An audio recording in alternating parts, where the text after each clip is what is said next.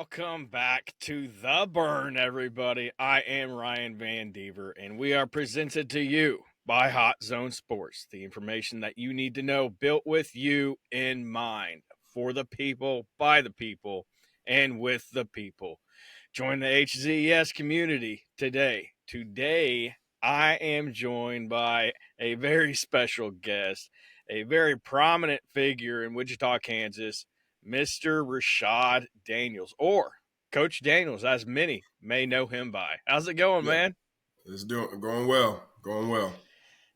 So you had some training to get done today? Yeah, as always, start off at 6 a.m. So got after it today, get after it tomorrow before Easter Sunday. And most of the kids will be spending time with their families. So got to get the work in before the holiday. But, it's fun. It truly is a blessing to be able to do what I do and be able to work with these guys and, see how far they get. Absolutely. That is the important thing is the kids is seeing how much they progress, and from what I've seen, you got a heck of a system going, a heck of a program, and you got some great kids. As I met a lot of them over last weekend, and even a couple of them even followed me. So that's awesome either way, you know. No, they're great guys, and each and every one of these kids, they just want an opportunity, and I've been blessed to get the opportunity to work with some high level guys. Obviously, some in the league right now, and to be able to give them, what I've learned over the years has helped them, and hopefully, getting to the top level as far as college, and then if their goal is to go play pro level, that's what I'm trying to do as far as help. Right.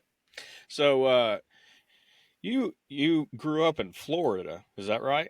Yeah, yep. Kissimmee, Florida. Went to Osceola High School, so a little different down there in the South. Yeah. So how would you compare the high school football in Florida compared to Kansas? Fast, fast. It is strictly speed, but Florida's just different. I mean, they have spring ball down there, so not only do we have football in the fall, we have it in the spring, and they get a lot of coaches to come down and watch. So a lot of times those kids get a lot more opportunities than here, where they just have fall ball, and now they're starting to do the 7-on-7 to try to get more film, try to get more notice from schools. But Florida's just a different breed, and nothing against Kansas, but it's just a different mindset down there in the South. So, in order to properly train these kids, you had to play the sport. So, you played in high school. Did you just play one position, which was wide receiver, or did you play So multiple? So I actually started off at QB. We ran the wing T, so a lot of handoffs, not a lot of passing. Keep the ball myself. Got switched to receiver sophomore year. Played safety. So they haven't played both ways every year. That was in high school, but it helped me a lot. And I had some great coaches. Growing up, and was able to get an opportunity to go play college ball. That's awesome. And so you attended Murray State. Is that Yep. correct? Yes, sir. Yes, sir. And so, what did you take away from the time that you were at Murray State? So funny thing is, I went NAIA football my freshman year, and I actually decided to walk on to Murray State. And back then there was no sending film out or anything like that where you go on social media to send the coaches. So I took a chance, walked on, redshirt my first year there, and then became a 3-year starter. And the first 2 years was rough. Not a winning season. That last year, my senior year, fortunate enough, had coach Hatchert. We call it the Hash Attack for our offense, and it was fun my senior year. And then had Coach Kenny Parker as my head strength conditioning coach, which he's helped me out a lot when it comes to where I'm at right now. So, after you graduated, you ended up getting involved in this strength and conditioning training. Where did you get your start at?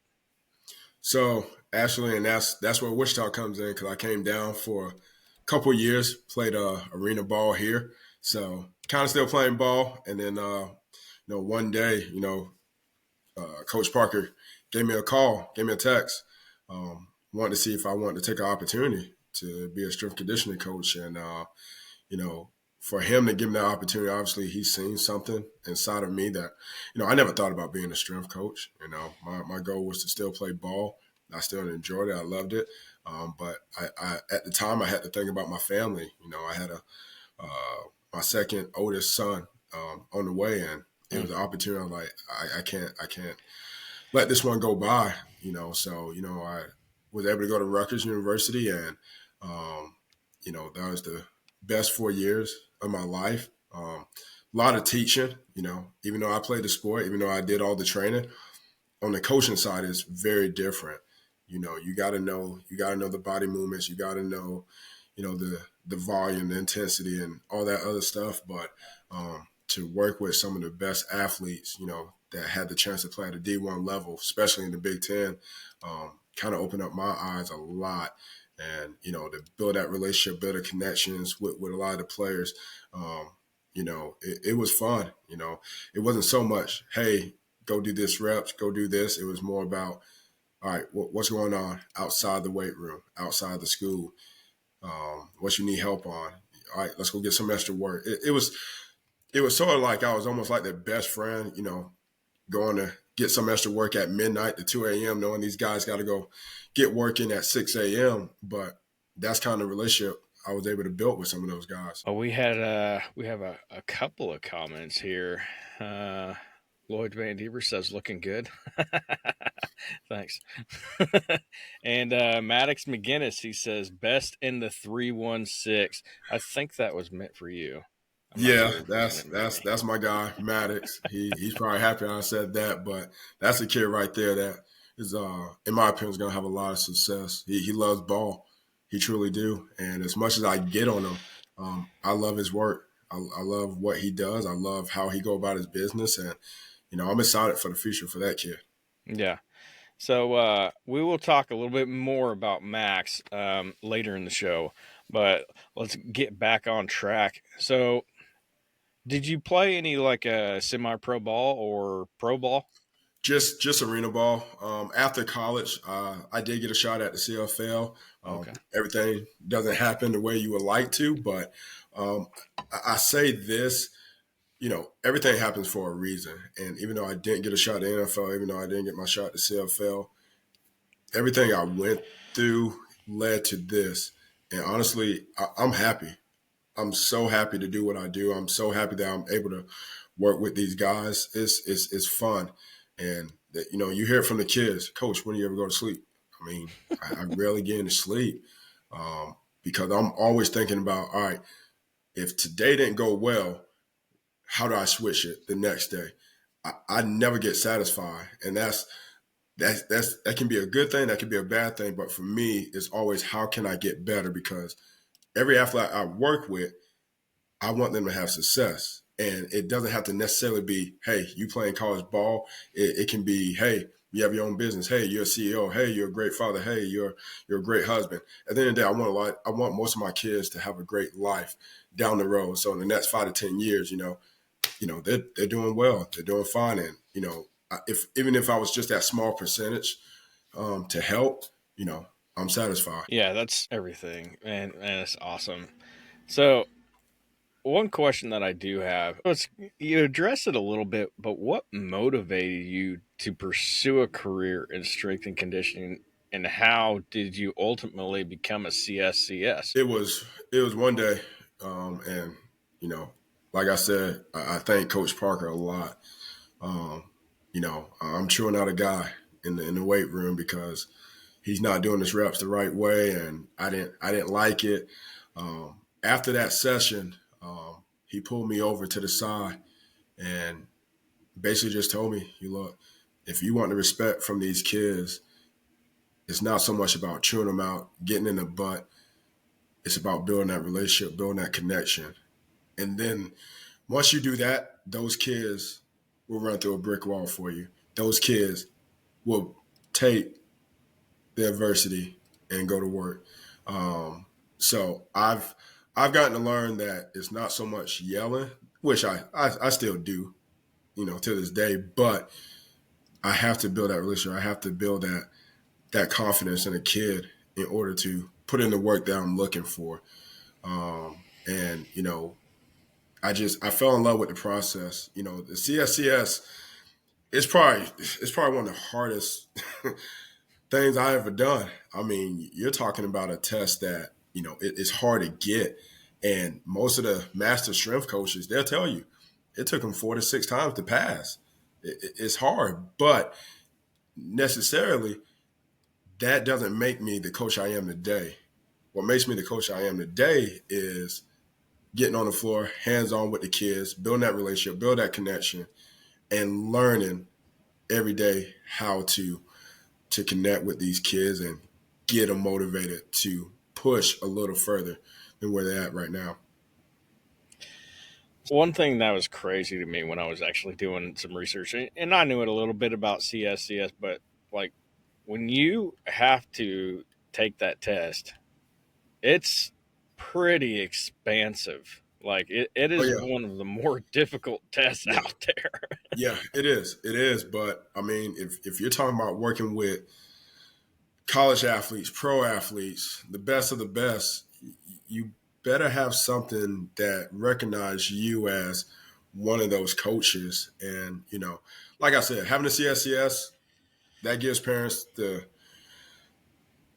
notoriety as far as me being a certified strength conditioning coach, but it lets parents know also, okay, I can put my kid with Coach Daniels, knowing he knows information, knowing he know what he's doing. So, it's great to have. Obviously, keeping up with it every year sucks, but at the end of the day, it's making me a better coach. Yeah, it's. I think you going to Rutgers and then Boston College after that. It's just that type of experience uh, you're not going to normally get as a CSCS. And there's lots of people that can be a CSCS, but unless you have those types of experiences that you can instill in the kids that you're training, unless you have that experience, I mean, I think that's what sets you apart from other trainers here in Wichita. Does it not? Yes and no. And the only reason why I say yes and no is because there's trainers here that they never coach at a collegiate or professional level, and they're doing great things with kids. The thing with me, I was able to go coach at college, so working with Isaiah Pacheco, and that he's family. At the end of the day, he's family. My kids been around him, my wife's been around him, my family. We built that bond, and that's a guy that he had one offer coming out of high school. It was just from Wow. records. One offer. And when I say hard work over talent, he's the example. A guy that went 7th round. I call him the dark horse. Kansas City taking that chance on him. I mean, look what he's done since he's been there. And this is a big year coming up for him. But, Yeah. being able to work with him, being able to work with Zay Flowers that, coming out of high school, I think he only had 2 offers coming out of Florida. So it's like these guys they weren't no 4 or 5-star athletes. These are guys that, they got an opportunity and they turn into something big. And, with Zay Flowers, I mean, that kid put in work. That kid put in work. It's the reason why he went 1st round. So, that's why I tell the kids all the time. I don't work with any 4 or 5-star athletes. I mean, I have the Hunter Higgins, and even though he's a 4-star, one of the hardest workers. One of the hardest workers. You wouldn't even know he's a 4-star. Humble kid, religious kid, and just goes to work. So the thing with me, I don't get into, oh, you're a 4 or 5-star. I want the kid that nobody noticed, is under the radar, and it helps me as a coach. It really gets to show, all right, can I develop a kid to be better than what he is, and can I help this kid get to where he want to get to?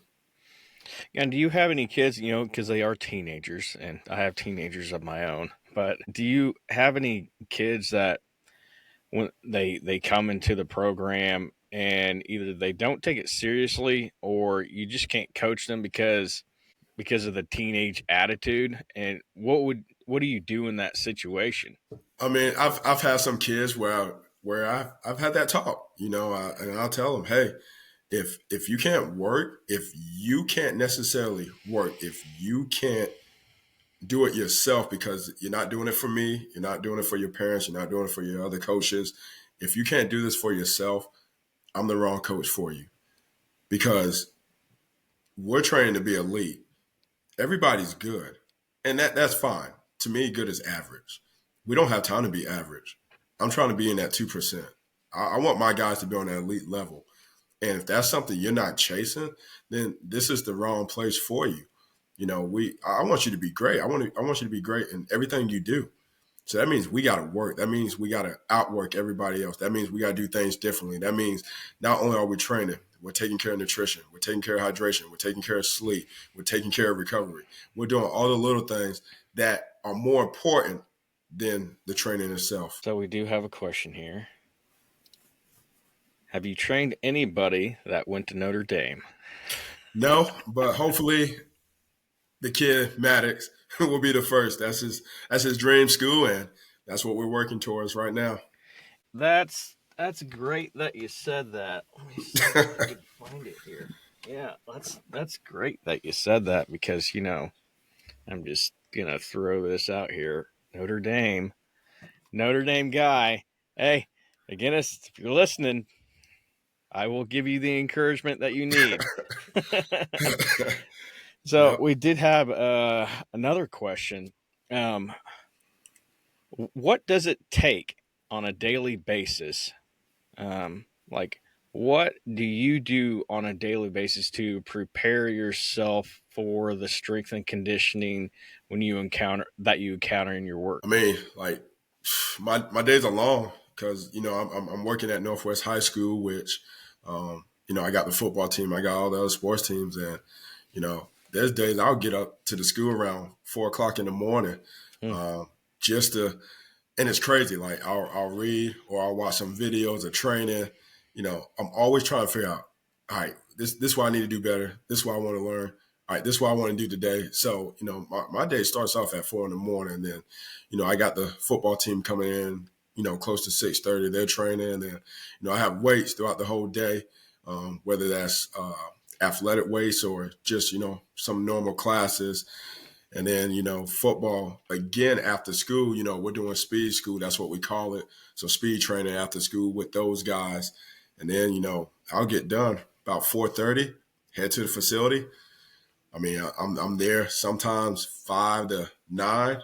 If we're doing receiver training, we can be there till 10:30, from 9 to 10:30 doing receiver work. And I'm saying this now, it's been fun.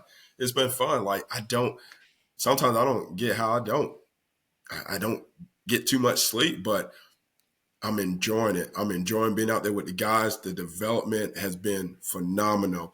And, seeing some guys get offers, seeing some guys just get opportunities. That's why I do this. I don't do it because of the training. I do this because I want every kid to have an opportunity. That's their goal. And that's why I do what I do. Yeah, that's great. It's just, man, I can only imagine. I got to work like at 6 o'clock, and then I get off like at 3. But the thing with me is, doing this type of work too. It's kind of like having a second job on top of it as well. But Yep. definitely not a 4 to 10. That's crazy. But Yeah. if I you mean, haven't seen some of his it's videos, what's that? no, I was gonna say it's almost like college. I mean, that's what I came into. I mean, we had to be at the facility at 4:30 in the morning and set up the weight room before that first group starts at 6. And we don't get off the floor till 12. We'll grab lunch after that, and then hey, if the head coach wants the team to train outside, go run. We can be back out there around 2, 3 o'clock, and then we're back in the office doing data and things like that. So it's something that I got into, but I never fell off. I mean, even though I'm working at the high school level, I'm doing my own thing. I'm always competing with myself, always. Yeah, it's just one of those things. It's like um, constantly trying to improve yourself. Yes, And, sir. me in particular, I look at my competitors and see what they're doing, and I try to one up them. And that, two different crafts, of course. Yeah. I'm not, I'm not foots on the ground, but Yeah. everybody's just trying to improve themselves, whether Yep. you're in sports, whether you're strength and conditioning, or you're just a regular worker at Walmart. It doesn't matter. You're always trying to improve yourself. Yes, sir. I And we agree. have a question here. Have you ever turned a 1 star into a 4 or a 5 star? Not yet. I don't really look into stars. I'm developing every kid to be the best version of themselves, and knowing when they go off to college, it's they're ready to go. And it's been phenomenal. I have a guy, Jackson Wolf, that's at K State, Bryson Hayes at KU, Jaron Askren at Missouri State, and it's been so positive from coaches just knowing that as an incoming freshman, these kids came ready, came more prepared than some of the vet guys, and that's all credit to them. Just putting in the work in the off season. A lot of high school kids that I do work with, I'm not preparing them for high school. We're trying to get ready for college now. So when I say training is different, like it is different. It's at a higher level, and most kids can't say, okay, I can go through a workout. I can go through a 2-hour workout of intense work. That is hard to say. And I've seen a lot of freshmen come in at the collegiate level just say, all right, this is just too much for me. So, to see some of these kids do what they do, it's been great. And, it would be great, to have a 4. I mean, like Hunter Higgins, a 4-star. He was already a 4-star when he got with me, but it was more about developing him to have that mindset to go play at KU, college ready. So, what is your area of specialization within strength and conditioning, and what makes it unique or particularly interesting to you? I, I mean, I've been getting more into the speed training aspect of things, and granted, I train them in the weight room and things like that, but we all know these recruits want speed, Yeah. and I just been trying to learn as much as I can. Just watching some of the best, the Olympic runners train with Olympic coaches, some of the top college coaches training sprinters. I think that's where I get a lot of my learning from when it comes to speed training. Just learning more about acceleration, max velocity, the force velocity, and things like that. I've gotten into more tracking my athletes on a data level that you see at the collegiate or even the pro level. So that's what I'm getting better at more than anything. So, going back to college, we have another question here, and that is, how did college affect your career as a trainer? Uh, uh, like I said, being at Rutgers, being at Boston College, it's just a different energy. And I know it's different now with the NIL and the transfer portal.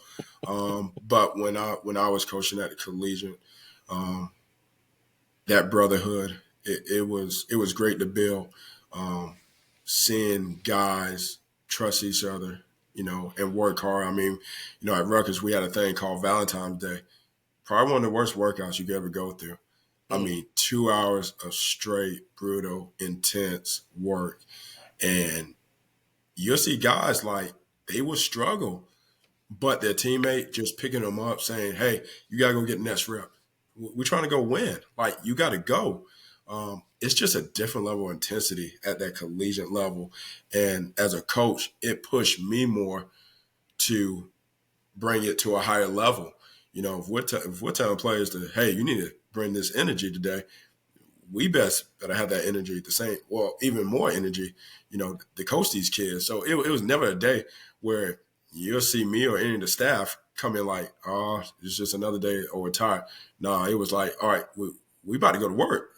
You better be ready or you ain't going to make it today. So honestly, college has helped me out a lot, be able to work with these kids because, these kids know I never come in tired. I never come in with, vampire energy, which is to me is sleep. But I'm always ready to go, and it's intense. I don't care if it's 6 in the morning. I mean, look, we had a Christmas workout that started at 5 a.m. And what kids will want to work out at 5 a.m. on a Christmas morning? But it's just a different energy level when it comes to that type of training. So when I was in there, you had a you had this treadmill, and it was in the intro there. Yep. So what are what are you targeting there when they're getting on there? Because when I was in there, I only showed a little clip of it, but that looked really intense. So that's called the shred mill, and actually, I love it. I love it. When we talk about speed, there's 5 different gears, and we've been working gear 2, gear 3, gear 4. Gear 2's force. We're trying to create force, and basically, it's teaching the guys how to create force, getting them into the right body position. And most of the time, what you see from athletes is when they drive their knees, they're driving up Hmm. instead of punching out and attacking back to create that force. So what the spread mill is doing is putting them in that position to really push the belt. And if you don't push that belt will not move. And I'm able to track their miles per hour. I'm able to track how much distance they cover, and also how fast can they hit their top speed when they run. And then when we shift the gear through, that's more the acceleration where, all right, we're pushing for the first 2 steps. After that, it is big cycles and you're running. You're trying to spin that belt as fast as you can. And then gear 4 is just that max velocity, which everybody hates, which actually we're doing tomorrow. So for all the guys, all the fellas that's watching, yeah, gear 4 tomorrow morning. But that's the one I love most because now we're trying to get our top speed and maintain our top speed for over a 10-second period, which sucks. And I can do it so many different ways.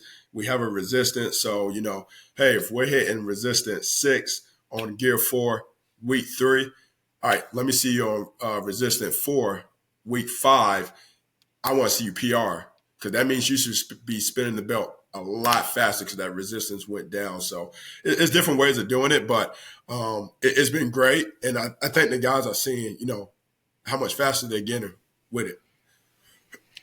Yeah, I think you might have just made your guys' night extremely bad after saying that you're going to Yeah, I go Gear probably did, 4. but they'll be fine. We'll start at 6 in the morning and go to work. So when I was there and you actually walked out of the building, there were a couple guys there. I'm not naming any names. I'm just saying it was funny. It was just like, God, I hate this thing. I always feel like I'm gonna fall over. It was just cracking me up the Yeah, entire I could time. probably name a couple who probably said that, but I'll wait till tomorrow when I see them. Yeah. So we do have I did have an interesting question. So when I was in there, so I graduated high school in 2001. So all you Yep. math guys out there, you can do the math and figure out how old I am. Have fun with that. Um, I'm comfortable in my skin. But the thing is, we didn't have, I'm not even sure what to call it. It was basically this machine where you had a tablet and Yep. you had to figure something. Can you walk us through what that is? Because you had your guys jumping, and yeah, it was pretty good technological advance there. Yeah, so I actually just got those, and if you watch the NFL Combine, they have it. Almost every Division 1 has it. They call Hawkins Dynamics. They're pretty much force plates. So pretty much the data I get to see is what when these guys jump and land. I get to see their braking phase, how much force are they producing from a braking phase to a jump phase. And for me is able to see, all right, if you're hitting, say if I had player A jump A 37, we'll go with week 2. Week 3 he hit 34. Now I get to question myself and the player, like, all right, what are you doing outside the weight room? What are we doing as far as programming because I may have to switch some things up. And that's the other thing. I may program an 8-week program that we are doing. That doesn't necessarily mean I'm running an 8-week program because every kid is different. I may have to switch some things up to see this increase. So like if a guy is dropping off that force plate, their numbers are dropping.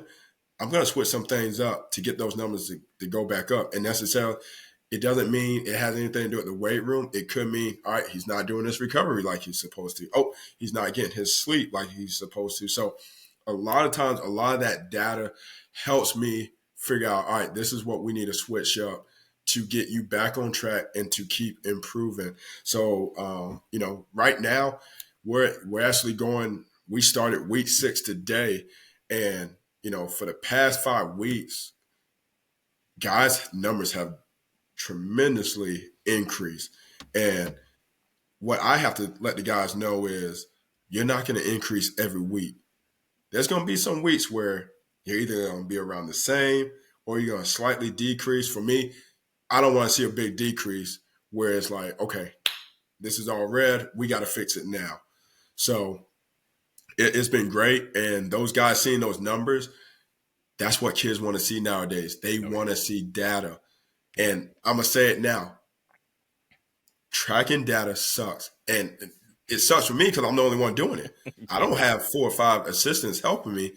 But I know giving this data to these kids help them a lot more to improve, to get better, and to understand, if they got to switch some things up, we have to switch it up now because, these kids are so into seeing it instead of just hearing it. And they've been doing a good job right now so far. We do have an interesting question here from SGA for MVP. I think he actually has the MVP in the bag, but do you contact the players' parents and update them on the progresses they've made? No, not necessarily, especially with my high school guys. I kind of talk to them individually Okay. on the things that they're doing. Like I said, they see the data. So with the shred mill, I have a tablet up there. They can see if they PR. They can see what they hit. They can see, if they didn't get a PR, how much they decreased by and things like that. It's the same with the force plates. They'll see if they was able to go up, and if they didn't, we'll do some different things, whether it's a jump squat, decel squat, or whatever the case may be. And then with my younger kids, I'm always talking to parents. I'm always talking to parents about, how their son is doing, how much they're getting better, and then I'm always asking questions. All right, how does your son look in the game? How does your son or daughter look in practice? I need those updates. It's just been so great to have parents say, man, past 2 weeks, my son looks so much better running. And those are the kind of updates I love to hear because, like I said, it's a process. And you're not going to see results overnight. But if I can see just that 1% increase as far as development every week, every 2 weeks, that's what gets me going. That's what gets me saying, all right, I gotta do more. I gotta get these kids going. So it's like I said, it's been fun, but a lot of these kids they see the changes that they're making, and no credit to me. And I truly believe that I'm just a small percent of getting these kids where they want to get to. 90% goes to the athlete, 10% goes to the parents because they're investing, they're making a sacrifice to be able to have their kid work with me. And I always thank the parents for, letting me get their support because it's hard to put your kid with someone you may not know or putting all your trust in someone to really help your kid out.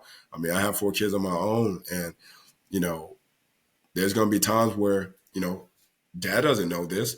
I'm going to have to put you with someone that can help you, get to where you want to get to. So, credit to all these kids for putting in the work. Yeah.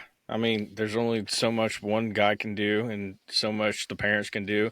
Ultimately it's going to come down to the kid. And if he wants to put in that work, you see these videos across the internet that are just absolutely crazy. It'll be like a 6 or an 8-year-old, playing basketball inside a gymnasium, and it'll be a time stamped at like 3 o'clock in the morning. And I Yeah. actually, I knew a guy who went to USC, played basketball there, and he had his son, but before his work started, had him in the gym at 3 o'clock for an hour. He went home, took a nap, Yep. then he got up, went to school. He would have practice after school, and he'd be throwing up shots before practice, and then after practice he'd stay another hour with his dad. It was like, dude, and he was playing in AAU tournaments, and he's one of those success stories. But speaking of success stories, do you have a favorite success story? I mean, honestly, my success story is, being able to do what I do. And, I got to thank my wife because, we have 4 kids, and for her to be able to, watch my kids and help take them around while I do what I do. I mean, that's honestly a blessing. And I can't thank her enough. And, you know, these guys, these kids that I'm able to work with is truly my success story. They make me a better coach every day. Yeah. Um, I wouldn't be where I'm at without these guys, without every athlete I'm able to work with. And I continue to grow. I continue to develop. And, um, it's so hard to not to look at the future because I see something in every kid I work with that they don't see. I see the potential that they have. And that's sometimes it sucks that I'm waiting for that chance to happen, but it's been phenomenal. And a lot of the younger kids I work with, you know, to be able to take an hour out of your day to come work and train. Most kids nowadays they just want to play the video game or stay home, man. The Yeah. ones that come train, I'm excited for the future for them. They're going to have a bright future. They're going to have a lot of success when they get older. Right. And you're right. You know, I I can only imagine the type of sacrifices your wife makes, not seeing you very often. It's the same thing with me. I did 4 podcasts this week. Next week's we're gonna be doing a 3 hour stream on the NFL draft. It's like, yeah, even that, when I do a podcast, it's basically, you know, my wife and my family are on the back burner because this is my dream. And Yes, sir. so yeah, I totally understand that. We did have another question here. I think this guy's from Wichita, but I'm not sure. What's it like to train my Avila? So let me give everybody a backstory because I do know a lot about Braden Yeah. Maivella. Great kid, a fantastic athlete. When he was a freshman in high school, I think he was ranked the number 1 player in high school basketball. But um, as the years have progressed, as a sophomore, he was playing a lot of wide receiver. They had a quarterback, so he played a couple of games. But Mhm. last season was a little bit different. Can you go into detail, like, um, is he going to be playing quarterback, wide receiver, or is it going to be a mix of the both? I mean, I think he's going to have to play quarterback again for the high school, which is fine. I mean, Right. he's a heck of an athlete. Yeah. Right now, we've been working a lot of receiver training, and I got Braden sometime in January, and you're talking about a kid like he's talented. He's just naturally talented, but he's never really trained, never really had that chance to develop. And since I've started working with him, I'm gonna say this now. He's a kid that's gonna surprise a lot of coaches, and I'll say it again. I've already said it once. He's gonna be the best athlete in high school football in the state of Kansas. And that's what we're working right now. And I truly believe that with the work he's putting in right now, he has the chance to be the best athlete as far as football in the state of Kansas. And, that's a guy that I think really never thought about football. I know basketball was like his number one. I mean, going to Right. go play college basketball. Yeah. And, we've had that toss about, dude, I think you're going to have a chance to play some D1 level football. And I think, I got to say, he probably thought I was joking, but I think he's starting to see like, oh, shoot, I have a chance. You got some big time schools starting to reach out, starting to, you know, looking at him. And I wouldn't be surprised if he has multiple offers from Division One. He has a couple right now, but this is a kid. Again, he's a dark horse. Nobody really know about, but he's starting to get that credit. People are starting to see what he can really do as an athlete. I mean, you can put him at quarterback, you can put him at receiver, you can put him at tight end if you want to. He Yeah. has that body frame to do a Yeah. lot of special things. That kid is going to be special next season. Yeah. I mean, I remember writing a story. It was about the Eisenhower Mays game. It was a couple of years ago. And people in the stadium were so upset. And this game was in Goddard, mind you, but the fans for Mays were so upset that he didn't get more action. I think he had one or two receptions that entire game. And so yeah, it was like people were highly upset, but I don't think you're going to have that issue this season. No, no. He's going to have a special season coming up, but I think most high schools are already planning to, all right, we got to stop this kid. But at the end of the day, he's been putting in work. So, I think he's going to have a special season coming up. It's kind of crazy to me, like just the gifted talent that God gave him. And he just started training with you, which it is a testament that how gifted he is athletically. Yeah, he's very gifted. And I think, honestly, he's starting to understand, put in the work, and you will start seeing a change in his development. I mean, you're talking about a guy that he's played receiver, he's played quarterback.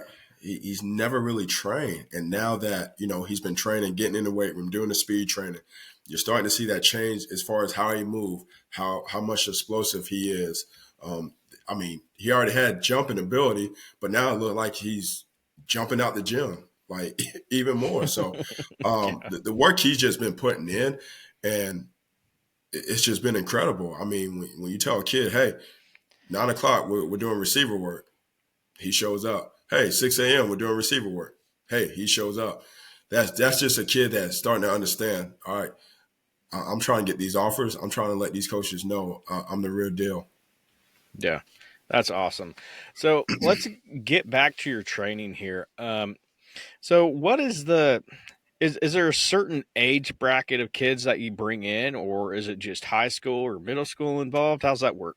So it all varies. I mean, right now we're in combine training, so a lot of high school kids, which most of these kids that are training with me, they're getting ready for summer camps. So we all know, during the summer, it's a lot of football camps, whether it's KU, K-State, mega camps. A lot of these kids are training with me right now, almost like the NFL combine. So we're working on 40s, working on 5-10-5, working on broad jumps and things like that. So that's what we're heavy on right now. We go 4 days a week. And, actually some of these kids, they're doing track or they're doing baseball. So the biggest thing is also me, if I have to modify a workout, like I said before, I may have to do that, but really staying on these kids about recovery. And then, I have some younger middle school kids, which, it's just speed training, but summer is the biggest one for me. I'll have my middle school group. I have actually two middle school group going this summer, and we're going to do a lot of speed training. We're going to be in the weight room, and when I'm in the weight room, nope, we're not. I don't care how much you lift. I'm more worried about technique, mechanics than anything. We'll still develop power. We'll still get stronger, but we're gonna do this the right way. I think sometimes these kids get caught up watching, Instagram, Twitter. Oh, he's doing that. I need to go squat 500. I need to go bench this. Yeah. At the end of the day, you're an athlete. You need to train like an athlete. You need to move the bar fast. You need to do everything fast and the right way. If you're trying to squat over 400, 500 pounds and you're moving that bar slow, that's what you're going to see on the field. That's what you're going to see on the court. At the end of the day, do it the right way. Go get fast. Go get quicker. Get explosive. That's what counts the most. Yeah. So you got all of these new tools coming out for strength and conditioning, Yep. like that one you talked about earlier. Mm-hmm. Does it get expensive to stay on top of things, or do you just say, okay, I'm going to stick with this program? I know these guys have this tool, but I can't really get that right now. How's that work? For me, like I said, I always try to think ahead. And like with the shred mill, yes, Mm-hmm. expensive. Force plates expensive, but I think a long term. If I'm talking about training these kids at a high level, I need to get the best of the best. If these pro athletes, if these D1 players are doing this type of stuff and this reliable data that will help my athletes be better, help my athletes get those opportunities, then I need to go get it. I try not to worry about the money so much.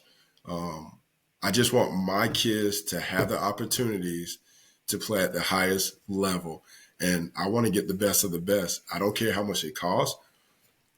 I want these kids to be able to train at an elite level. And that's all we talk about. And I tell these kids all the time, whether it's me going to go get some cold tubs, some saunas, because we talk about recovery.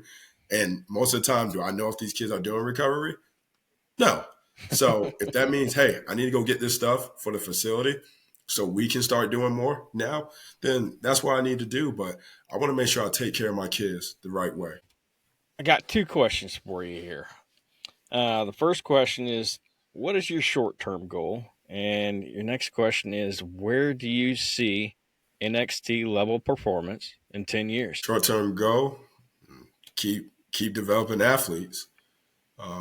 Keep helping them get opportunities.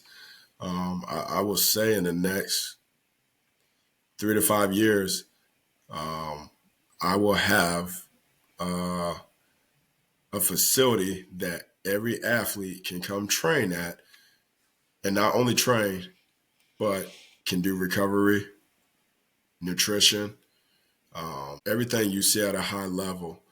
That's what I'm trying to build. This isn't just about training. Even if a kid wants to come hang out at a facility because they feel like, it's family, that's what I want. And it's always been like that, and some of these guys, they see it, they know. There's days they see me where I'm like, God, Coach Daniels, do you ever smile? No, I'm not satisfied. I'm not happy. And it's always been like that for me because I just want the best.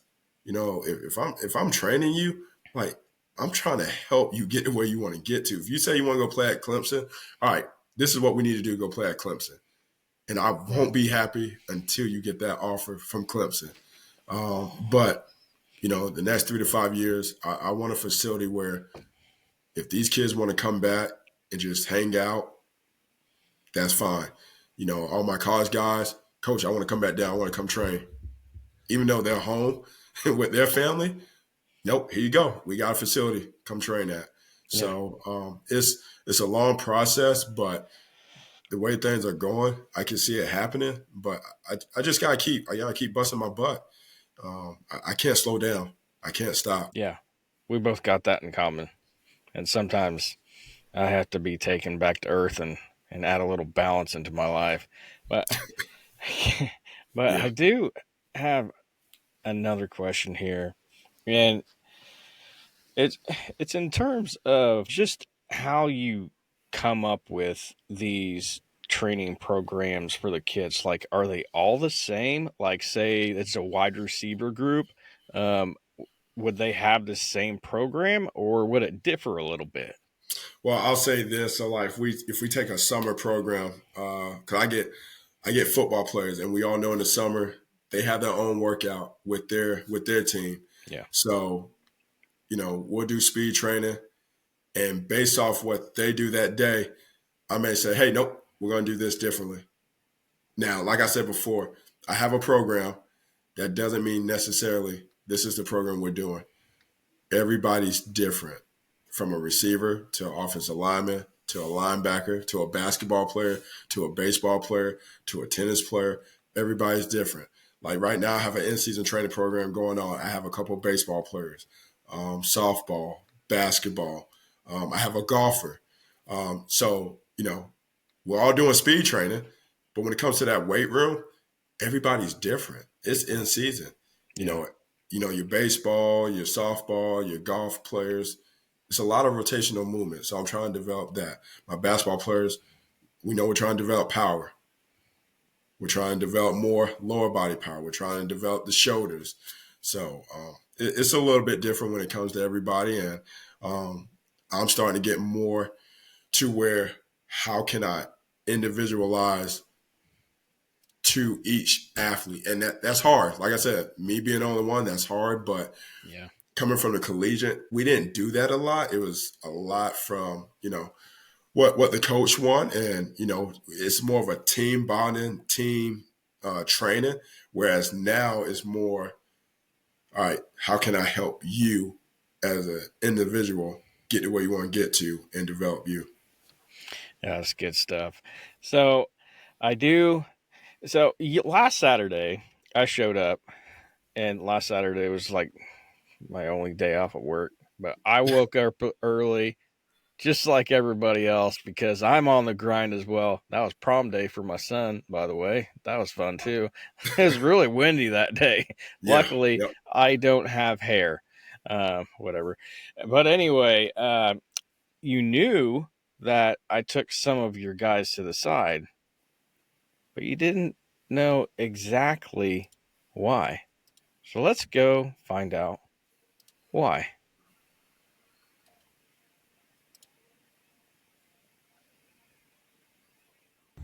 So, how do you feel about Coach Daniels and how you're progressing within the program?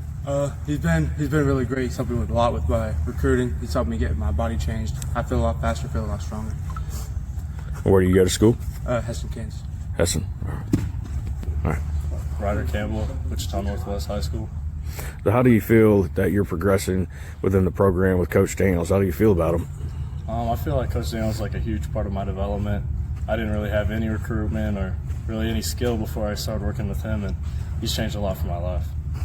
Maddox McGinnis, Northwest High School. All right, so how do you feel Coach Daniels has affected your recruitment and how you're progressing within the program? I feel like Coach Daniels has really played a big role in my recruitment, whether it's getting coaches to give me interest or have me up for camps. He's just played a big role in getting those contacts.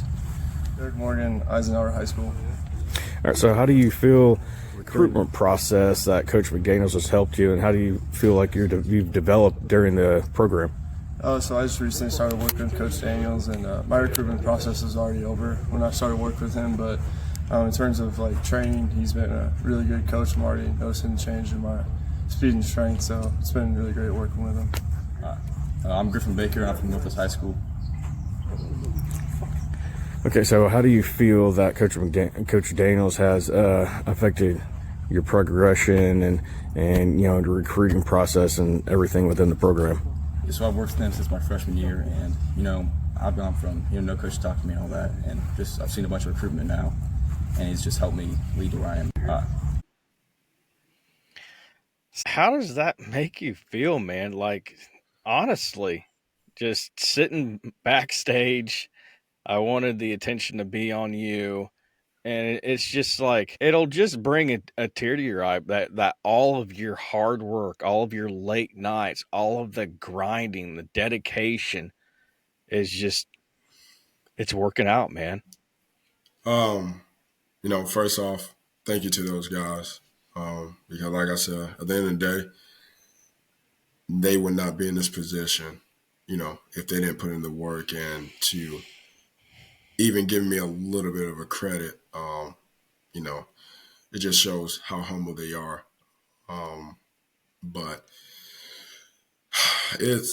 it's hard to hear that just because these guys are kids that nobody thought can get anywhere, and um, the work they put in, I just it's just so hard for me to take credit for, because at the end of the day, anybody can write a program.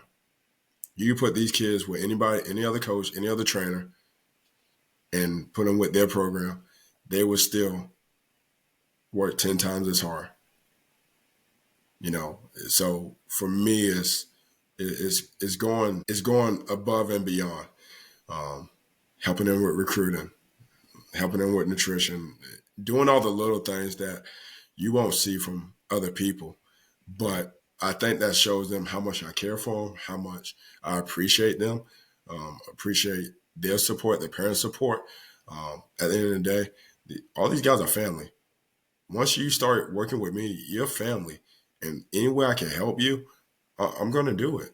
And there's times like, yes, I get it. There's times, train at 6 a.m. or train 9 o'clock to 10, or even saying, hey, I got a midnight workout. Who's showing up? Like that's hard for a high school kid to do.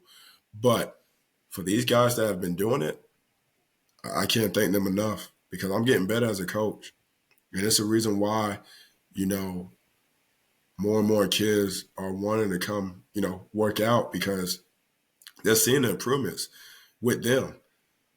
They're seeing a guy that, oh, he didn't start on varsity. Oh, he had 0 stars. Oh, he was on JV, but now they're on varsity. Now they're getting D1 looks. Now their recruitment's going up. So, it's. I'm glad they was able to say that, but it was hard to listen to, because, I feel like they deserve more credit than I do. So I don't know. I think you're cutting yourself a little short, but when you talk, you remind me of Kobe, and I know that's a little much, but hear me out, okay? When he was playing the Celtics, I think it was the second finals, Celtics Lakers, and he has this press conference, and this reporter says, "Hey, shouldn't you be happy?" And he's like, "What do I have to be happy about? The series ain't over.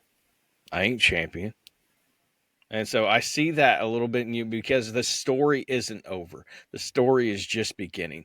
But speaking of stories, let's talk about these kids for a little bit. So what can you tell us about, these kids and their recruiting? Like, I know one of them has already committed to Yep. Lehigh, Yep. and McGinnis, he's getting a lot of camp offers. Yep. I saw that on Twitter the other day. Ohio State, that's crazy. Don't go to Ohio State, please.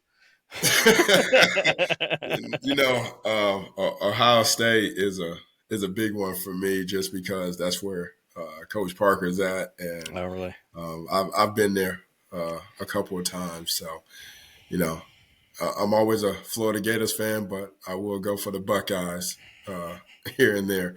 But Garrett, great kid, committed to Lehigh.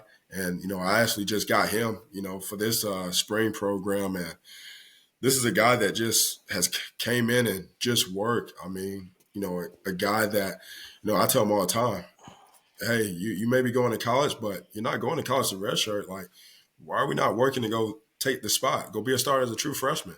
Mm-hmm. This is why we do what we do. And he's been showing up to, when we go receiver training, we have quarterbacks there too. So, he's showing up and he's lights out, throwing the ball. And you can tell that he has a different mindset right now, getting ready to head off to college. I truly believe he's building more confidence in him. And, I'm hoping he gets the opportunity to go start as a freshman. And, the other guy that we see talking, Ryder Campbell, this is a guy that's been overlooked. And I'm just going to be flat out, one of my hardest workers, a guy that has night and day put in work, hasn't missed a workout. You tell him to come to a workout at midnight, he'll be there. You tell him 5 a.m., he'll be there.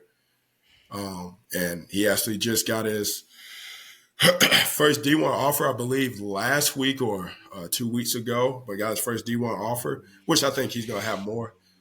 But this is a guy that, I mean, nobody thought he can really do anything or even get a D1 offer. And, my goal has always been, all right, we're going to shoot for D1. If not, that's fine. If we got to go D2 or JUCO, I'm okay with that too, as long as you're still getting your opportunity to play at the next level. Yeah. But that kid been working nonstop since he started with me. And then Griffin Baker, phenomenal kid, smart kid. He's going to have a lot of success when he grows up. And honestly, I don't care if it's on the football side or if it's just him wanting to become a doctor. The kid's he's just a hard worker, just come from a great home, come from a great family, and just a guy that's just outworked everybody. And this past season was his first season at Northwest, and I think he showed everybody what the work he's been putting in since freshman year. And he's going to have a big year coming up. He's going to be one of the top receivers, I truly believe, in the state. And then the first guy that went, Gunner, love that kid. He is just a workhorse. He's from Heston, Kansas, and I got him as a freshman. I got him during the winter season, probably the hardest off-season program to go through. You ask any kids, they'll say they hate me. And that's fine. I love that because it's a grind. And that kid put in work. And I know this past season, he actually doubled his stats, was like 10 times better. I mean, you're talking about getting double team and still getting in the backfield. So he has a bright future ahead of him. And then my guy, my main man, Maddox McGinnis. I don't know what else to say about a kid that just loves the game. And, he always comes in happy, and there's times, I kind of get under his skin, but I think he realized, he has such a high ceiling that, he's going to have a lot of success. And like I said, Notre Dame is his dream school. I have no doubt in my mind he'll be playing for Notre Dame and he will have a great career there also. That's awesome. And so just so everybody's aware, what positions do these guys play? So Gunner's like a nose guard on the defensive side. Roddy Campbell, Griffin Baker, both receivers. You'll probably see Roddy Campbell at a tight end position going off to college. And the more you get to know me, a lot of these guys I work with, and we'll use Braden, for example. Obviously, he's playing quarterback at Mays. I'm training him for receiver because I know that's what most coaches are going to recruit him as. Now, he does have 2 offers where they want him at quarterback, but I think a lot of the higher universities are going to recruit him for wide receiver or even tight end, honestly. I've even had a D1 team asking about, you think he could play defense on the outside, like a like an outside linebacker? So that kid's just talented. He could probably play safety if you wanted him to. But and obviously Derek was the quarterback at Eisenhower. So right. It's just been phenomenal to work with a lot of these guys and see how much they've grown at their position and be that much better. And I tell these kids all the time, it's fine to be the number 1 player in the state of Kansas. What are you nationally? Like, how do you compare up against Texas kids? How do you compare up against Florida, Georgia, California? That's the reason why we work the way we work. I don't care about being the top 5 in the state of Kansas. I'm more concerned about, all right, if this is the number 1 receiver in the nation, how do we become better than him? What is he doing that we're not doing? Yeah. And it's just I've always, even when I was coaching, back in the day, it's just like, when they were younger and they didn't have any dribbling skills, just as an example, I would be like, all right, all week you need to be working on your dribbling skills. You need to be focusing on that. Yep. And they were like, why? And I was like, just think of it like this. There's going to be a kid that you're going to be playing this year. We don't know his name. We don't know what team he plays for, but we know for a fact that he is going to be grinding Yep. every night. He might get up before school, do some dribbling there, and it's just the way I see it is if these kids just have the mindset that there's always going to be somebody that works harder than you. That's the type of mindset that you need, because then you know you're going to be putting in the work because you're going to have to catch up to them. But yeah, it's just you got a great thing going where you're at, and Yes, sir. I see nothing but green pastures for you and all these kids. But it's just amazing. I do know that I'm definitely going to have to go see some Northwest games this season, because apparently they got some dudes. Yeah, they got some guys now. They have some guys, and they have some guys coming in that is really going to help that program. I might have to go to that Derby Northwest game. That's the goal. Hopefully, we'll see that in the playoffs. Yeah, but thank you for your time. Um, it's truly been my pleasure, man. So glad that we connected. It's been great watching you train, seeing Yes, these sir. kids, but the pleasure is all mine, and I'm pretty sure I can speak for everybody that was watching this. We learned a whole heck of a lot from you today. And Before we had this, I mean, I literally had a session going on. Actually, one of my guys, Jackson Wolf, he's back in town from K State. We're getting after it tomorrow. I mean, like I said, the grind don't stop, but it's guys like that get those opportunities and still want to come back and work. So it's yeah, exciting. it's awesome. It's extraordinary what you've done. So congrats off to you. It's just amazing.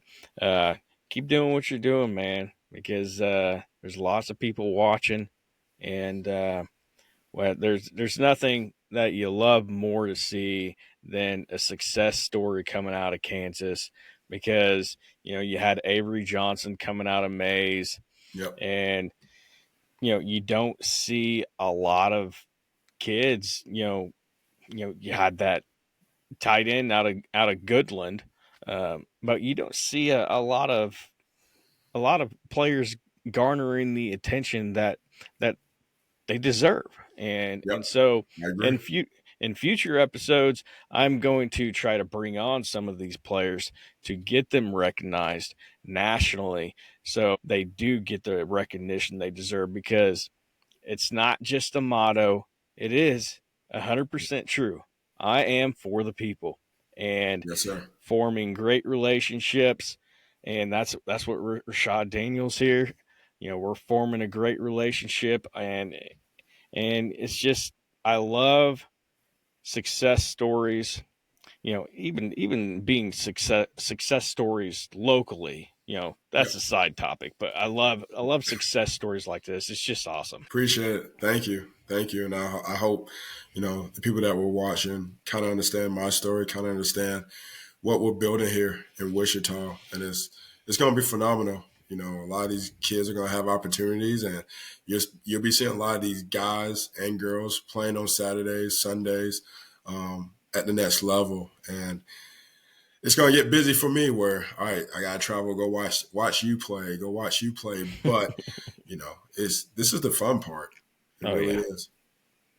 So you can go and follow Rashad Daniels 12 on Twitter, and go ahead and do that, because he posts a ton of videos, and he keeps up with all of the news from all of his kids, and it's just it's great content all the time. And you can go ahead and follow me at hot dash zone underscore sports. And we are on all social medias.